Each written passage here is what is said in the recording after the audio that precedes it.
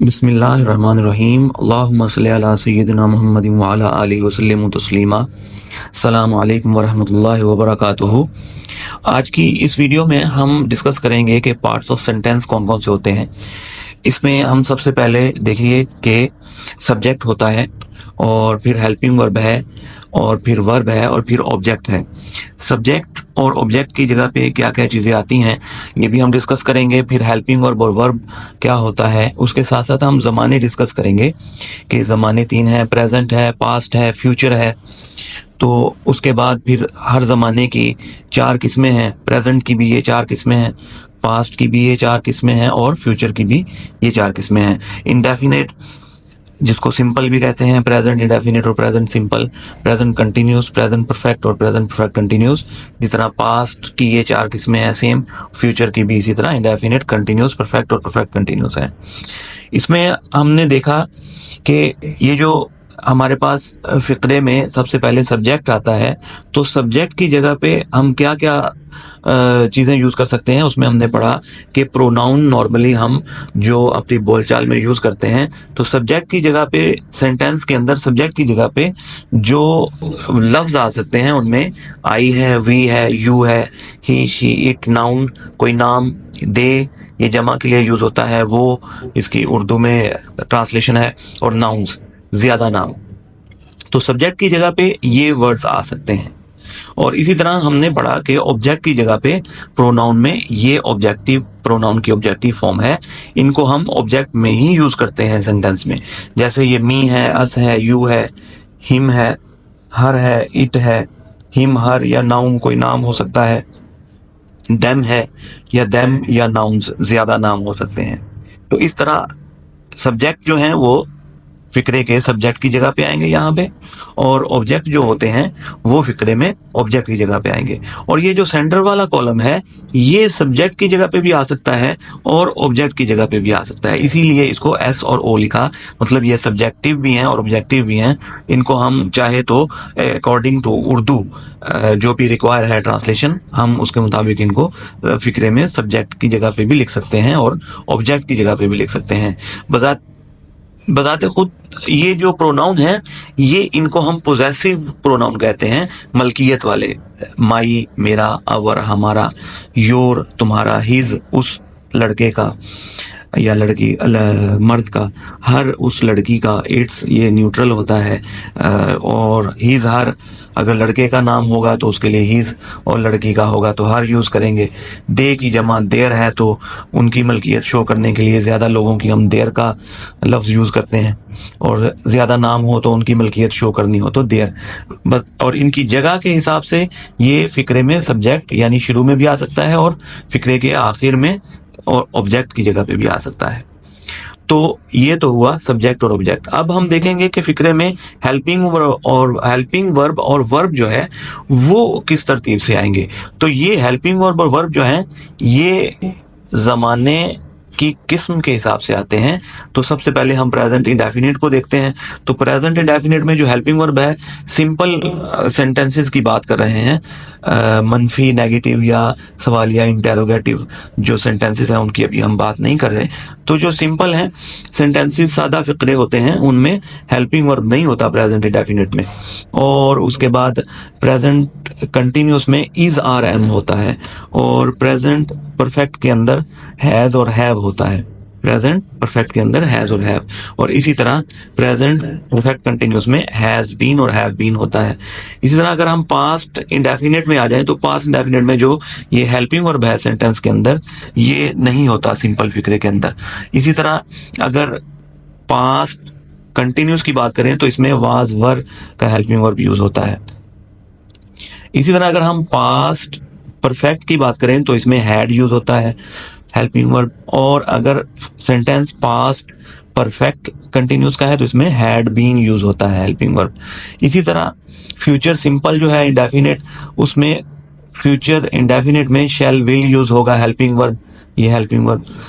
और उसके बाद ये जो फ्यूचर कंटिन्यूस है इसमें shall be, will be use होगा। और आप देखें फ्यूचर और ये परफेक्ट, तो फ्यूचर परफेक्ट में शैल हैव और विल हैव यूज होगा, हेल्पिंग वर्ब। और इसी तरह फ्यूचर परफेक्ट कंटिन्यूस में देखें तो शैल हैव बीन और will have been helping verb use होता है। तो हमने ये सब्जेक्ट डिस्कस किया, हेल्पिंग वर्ब डिस्कस कर लिया, ऑब्जेक्ट डिस्कस कर लिया। तो अब देखते हैं कि वर्ब रह गया है, तो वर्ब की कौन कौन सी फॉर्म इन 12 टेंसेज में आती है। तो आप देखें कि प्रेजेंट इंडेफिनिट में नो हेल्पिंग वर्ब और वर्ब की पहली फॉर्म आएगी। इसी तरह प्रेजेंट कंटिन्यूस में is R am helping verb है तो वर्ब की पहली फॉर्म प्लस आईएनजी आएगा, जहां भी कंटिन्यूस है तो आईएनजी आएगा। इसी तरह प्रेजेंट परफेक्ट में थर्ड फॉर्म आती है वर्ब की, और इसी तरह जो प्रेजेंट परफेक्ट कंटिन्यूस है इसमें फर्स्ट फॉर्म और आईएनजी आता है, हैज बीन और हैव बीन हेल्पिंग वर्ब के साथ। फिर आप देखें पास्ट इंडेफिनिट है तो इसमें सेकंड फॉर्म आती है, हेल्पिंग वर्ब यूज नहीं करते हम सिंपल फिक्रों में। इसी तरह पास्ट कंटिन्यूस है तो इसमें फर्स्ट फॉर्म और आईएनजी आएगा।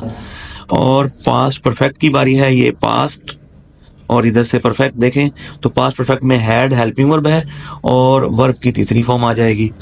और इसी तरह पास्ट परफेक्ट कंटिन्यूस में had been plus first form plus ING आ जाएगा। फ्यूचर इंडेफिनिट में अगर हम देखें तो शैल विल के साथ फर्स्ट फॉर्म आ जाएगी। फ्यूचर कंटिन्यूस की अगर हम बात करें तो फ्यूचर कंटिन्यूस में shall be will be first form और आईएनजी आएगा। फ्यूचर परफेक्ट में थर्ड फॉर्म आएगी, फ्यूचर परफेक्ट में वर्ब की थर्ड फॉर्म आ जाएगी। और फ्यूचर परफेक्ट कंटिन्यूस में वर्ब की फर्स्ट फॉर्म और आईएनजी आएगा। तो अगर हम वर्ब की फॉर्म्स देखें तो ओवरऑल सब टेंसेस में फर्स्ट फॉर्म आ रही है, सिर्फ इधर परफेक्ट में देखें तो थर्ड फॉर्म आती है। और अगर आपने याद रखना हो वैसे ही फॉर्मूला टोटका, तो हैज हैव हैड के बाद हमेशा तीसरी फॉर्म आती है, हैज हैव और हैड के बाद हमेशा तीसरी फॉर्म आती है। या चूंकि ये तीसरा है तो याद रखने के लिए हम ये सीख लेते हैं कि भाई इधर से हमारे टेबल में ये तीसरी फॉर्म है तो इसमें थर्ड फॉर्म आ रही है। और इधर पास्ट इंडेफिनिट सिर्फ वो वाहिद टेंस है जिसमें सेकंड वर्ब की फॉर्म लगती है, बाकी सब में आप देखें तो पहली फॉर्म है, जहां कंटिन्यूस आया वहां आईएनजी का इजाफा कर दिया हमने। तो ये तो था ओवरऑल रिव्यू 12 टेंसेस का। अब उर्दू में अगर हम देखें तो हम देखेंगे कि हम पहचानते कैसे हैं किसी भी टेंस को। तो प्रेजेंट की अलामत उर्दू में फिक्रे में है हूं होती है, ये हमने सीखा। उसके बाद पास्ट की था होती है, और फ्यूचर की, और पास्ट की अलीफ छोटी है बड़ी ये भी है। उसके बाद फ्यूचर में गागेगी होता है। तो ये उर्दू में फिक्रे के आखिर में ये वर्ड्स आते हैं और इनसे हम पहचान लेते हैं कि उर्दू का फिक्रा कौन से टेंस का है। जब ये पहचान लेते हैं तो फिर हम उसकी किस्म की तरफ आते हैं। तो ता ते ती तो आ जाता है थोड़ा सा पहले, है से पहले ता होगा या था से पहले ता होगा या गागे से पहले ता होगा या सिंपल गागेगी होगा। तो ये प्रेजेंट इंडेफिनिट या पास्ट इंडेफिनिट या फ्यूचर इंडेफिनिट का सेंटेंस होगा। उसी के मुताबिक हम हेल्पिंग वर्ब लगाएंगे और वर्ब की फॉर्म लगा देंगे। फॉर एग्जाम्पल ता था आ रहा है उर्दू में फिक्रे के आखिर में, तो ता था वाले उर्दू के फिक्रे की जो ट्रांसलेशन करेंगे उसमें सब्जेक्ट जो भी होगा इनमें से सब्जेक्ट लगाएंगे। फिर हेल्पिंग वर्ब की बारी है तो हेल्पिंग वर्ब नहीं होता, वर्ब की दूसरी फॉर्म लगा देंगे। और फिर ऑब्जेक्ट अगर कोई है तो फिर ऑब्जेक्ट इनमें से ही कोई होगा तो वो लगा देंगे। तो इस तरह हम ट्रांसलेशन करते हैं। दूसरी फॉर्म रहा रही रहे हैं, तो ये रहा रही रहे हैं से पहले हो तो ये प्रेजेंट कंटिन्यूस का सेंटेंस हो जाएगा। अगर था से पहले रहा, जैसे खत लिख रहा था, तो था से ये पास्ट हो जाता है फिक्रा, और रहा से कंटिन्यूस तो ये पास्ट कंटिन्यूस का सेंटेंस होगा। और इसके मुताबिक इसमें वाज वर्ब पहली फॉर्म और आईएनजी लगा देंगे, इस तरह हमारी ट्रांसलेशन हो जाएगी। इसी तरह अगर आप तीसरी फॉर्म देखें तो चुका चुकी चुके लिया जिस सेंटेंस में आ रहा हो और इनके बाद ये आए तो इसके मुताबिक इसकी ट्रांसलेशन होगी, हेल्पिंग वर्ब ये यूज करेंगे, तीसरी फॉर्म लगेगी। अगर इनसे पहले थोड़ा सा चुका था या चुकी थी आ जाए तो फिर हम ये वाला हेल्पिंग वर्ब और थर्ड फॉर्म लगा देंगे। और अगर चुका होगा लिया होगा, ये गा से पहले ये चुका आ जाए तो फिर हम शैल हैव विल हैव की हेल्पिंग वर्ब लगाएंगे और तीसरी फॉर्म लगा देंगे। तो इसी तरह अगर हम चौथी किस्म देखें तो ता रहा ती रही और ते रहे जो है ये है। अब ता रहा के बाद है आ जाए तो हम उस सेंटेंस का फिक्रा उर्दू का उसकी ट्रांसलेशन करते हुए हैज बीन हैव बीन लगाएंगे प्लस फर्स्ट फॉर्म आईएनजी लगा देंगे।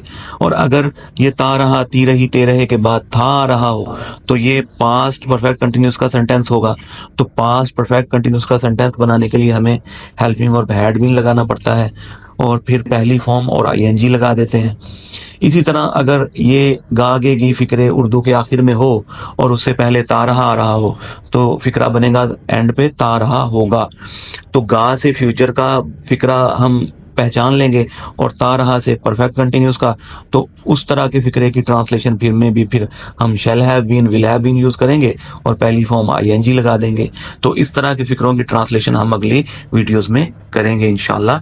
तो ये था हमारा रिव्यू 12 टेंसों का। अगर आप सिर्फ यही एक स्लाइड जो है इसी को ही आप अच्छे तरीके से ज़हन नशीन कर लें तो 12 टेंसेस को उर्दू से इंग्लिश में ट्रांसलेशन करने में हमें कोई परेशानी नहीं आएगी। सिर्फ ये एक स्लाइड जो है, ये एक वीडियो या एक व्यू जो है, ये सब पूरे 12 टेंसेस को कवर कर रहा है। अगर आपको हमारी ये वीडियो पसंद आई है तो हमारे चैनल इजी इंग को सब्सक्राइब कीजिए, लाइक कीजिए एंड शेयर कीजिए।